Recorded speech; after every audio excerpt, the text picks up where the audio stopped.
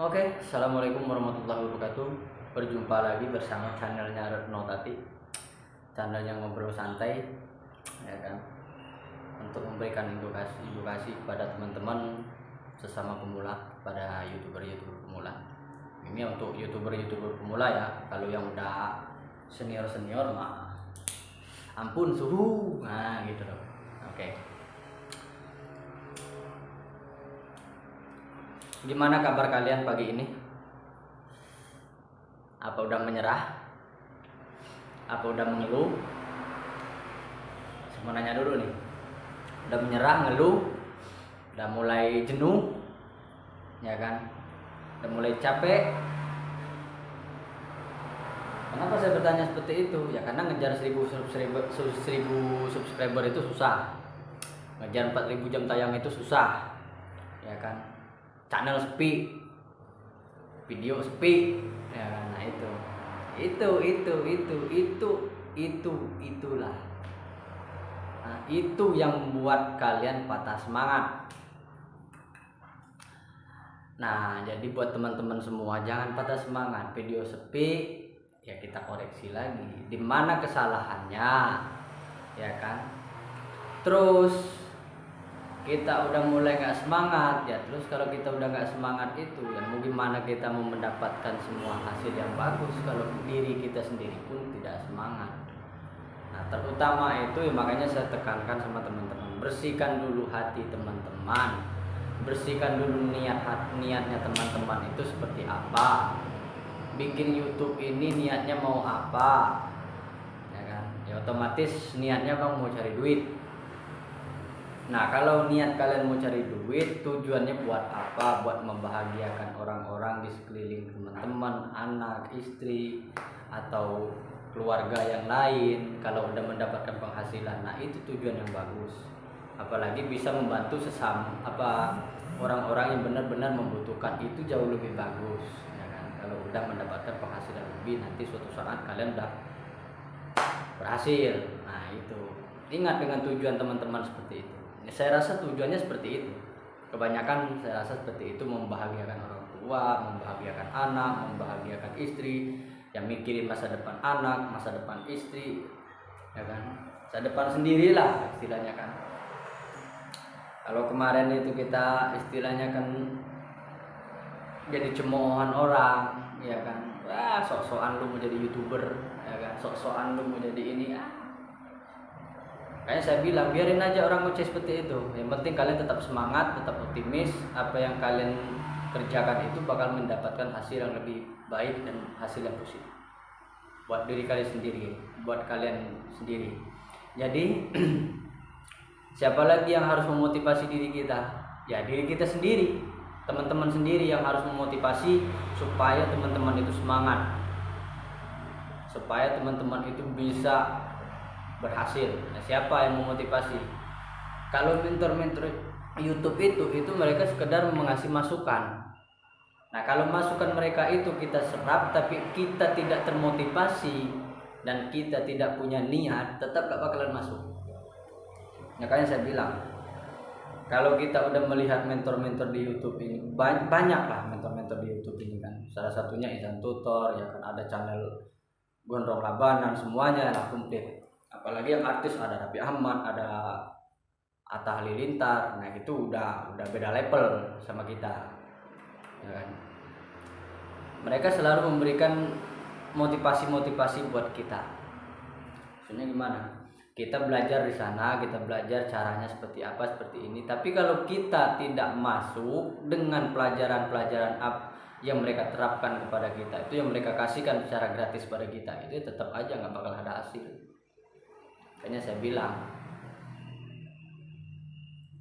yang bisa memberikan semangat di dalam diri kita itu hanya diri kita sendiri. Semangatnya kita itu kita lihat di samping kanan kita, pas istri lagi tidur, lihat, oh ada istri saya.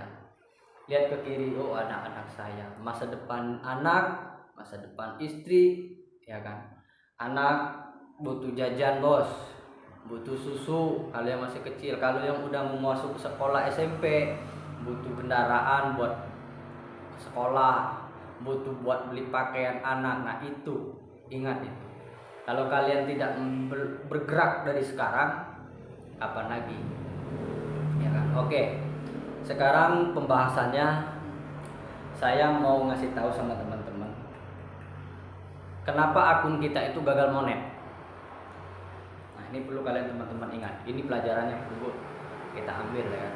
Saya mendapatkan pelajaran ini dari mentor-mentor YouTube yang lain. Karena seperti yang mentor-mentor saya bilang, kalau sudah mendapatkan pelajaran harus kita bagikan.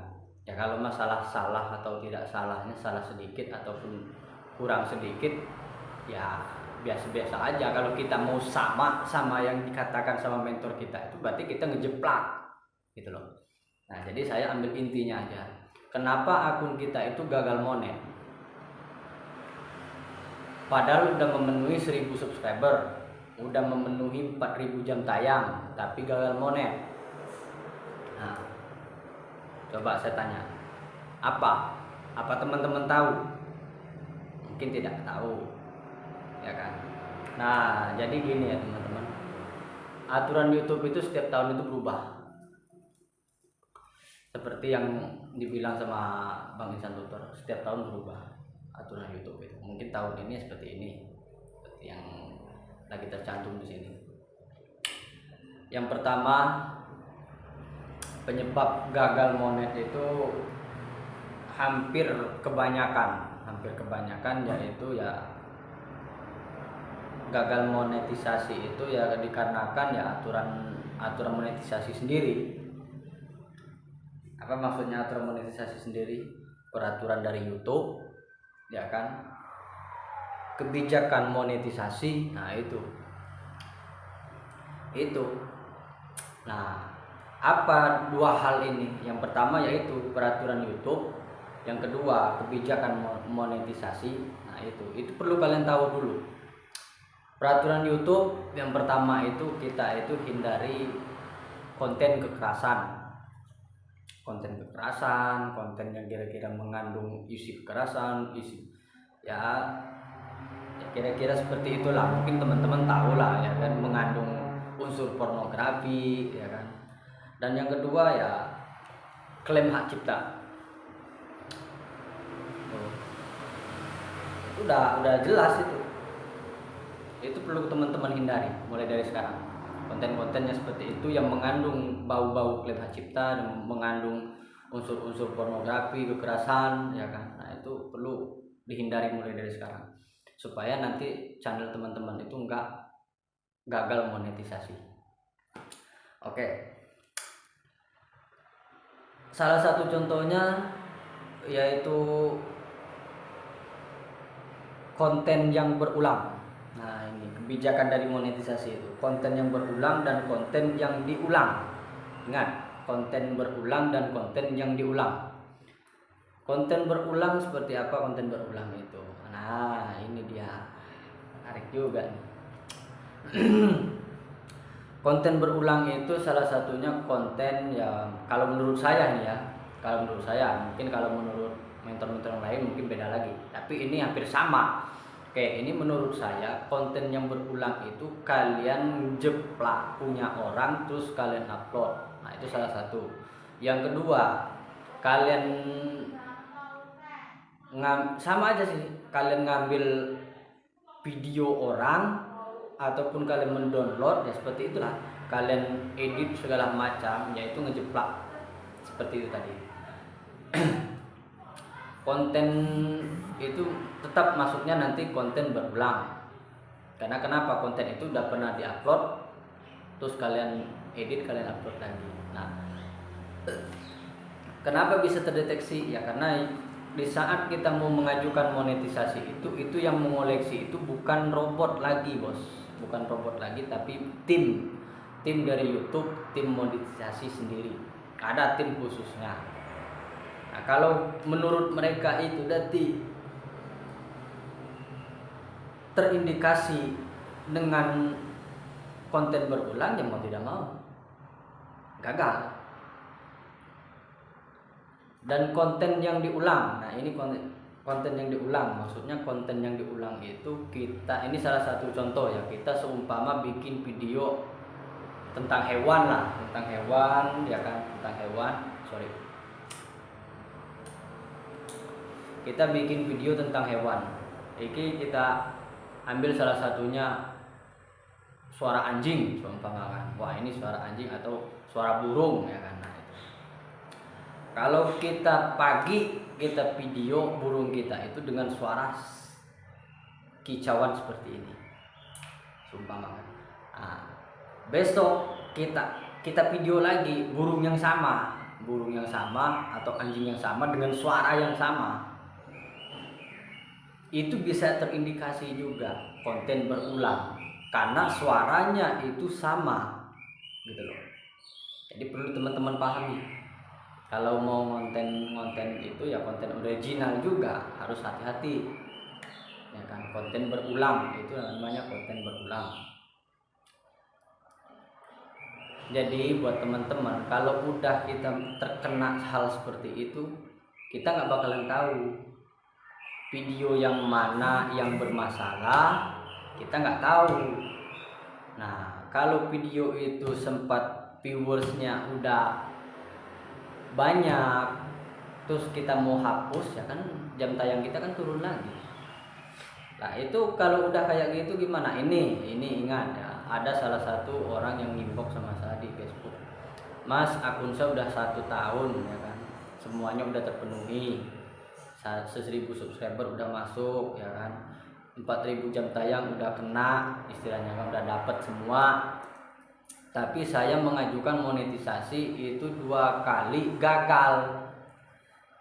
Nah, saya sarankan sama dia, terus apa tegurannya? Saya bilang gitu kan, tegurannya ya ini konten berulang ya seperti ini. Nah, dia bingung konten berulangnya itu seperti apa, ya otomatis kan tegurannya kan seperti itu, email masuknya kan seperti itu ya kan. Konten berulang itu yang mana ya kita nggak tahu.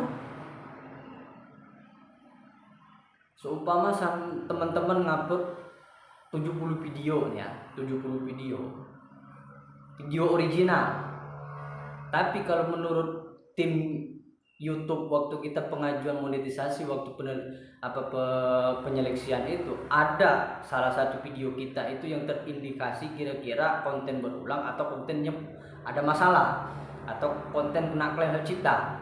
Nah, tapi kalau kontennya kena klaim hak cipta itu masih bisa kita lihat ya kan, masih bisa kita pangkas, masih bisa kita bisukan, masih bisa kita istilahnya kan ganti lagu ya kan. Nah, seperti itu cara ngatasinya kalau klaim hak cipta. Tapi kalau kita kena copyright, kita nggak bakalan tahu bos konten yang mana yang menurut tim peneliti YouTube itu konten itu bermasalah. Nah, kalau kita, Mas, saya ini ngupload video sendiri original lah, iya makanya saya bilang tadi, kalau tim YouTube itu sendiri yang menyeleksi, kita nggak bisa ngomong. Kita nggak bisa ngomong gitu loh. Makanya saya bilang hindari mulai dari sekarang. Ini perlu kalian teman-teman ketahui, karena kasihan kalau udah memenuhi syarat, memenuhi 1000 jam tayang, memenuhi 4000 jam tayang, memenuhi 1000 subscriber, suatu saat kita mau mengajukan ada halangan untuk kita monetisasi.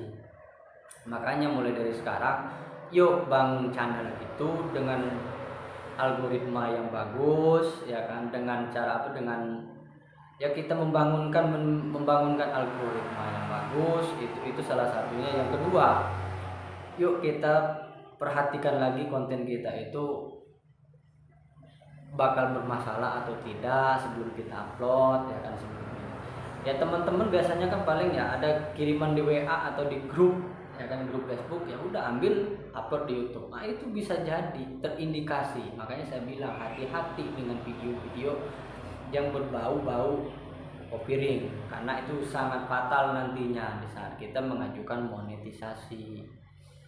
Nah, itu udah 2 ini ya, itu saya bilang tadi, teman saya itu ya ngimbok di Facebook udah 2 kali gagal mengajukan monetisasi, kan sangat disayangkan. Viewersnya itu kalau nggak salah udah hampir 2000 pengikutnya, jam tayangnya udah 4000 berapa itu ya, udah 4000 lebih lah minta tolong sama teman saya, ya, sama dia dicek, diliatin. Nah, besar kemungkinan yaitu terindikasi dengan kopi ring. Memang iya diliatin sama teman saya itu, saya juga ngeliat kan, diliatin sama dia itu semuanya itu tidak ada yang namanya klaim hak cipta. Tapi saya juga sama pendapat sama teman saya itu, kemungkinan ada video yang kena copyright, dan teman saya itu nanya sama yang punya akun, apa ada sampai ngambil video dari sosial media terus kalian upload? Nah, jawaban dia apa? Ada, katanya kan.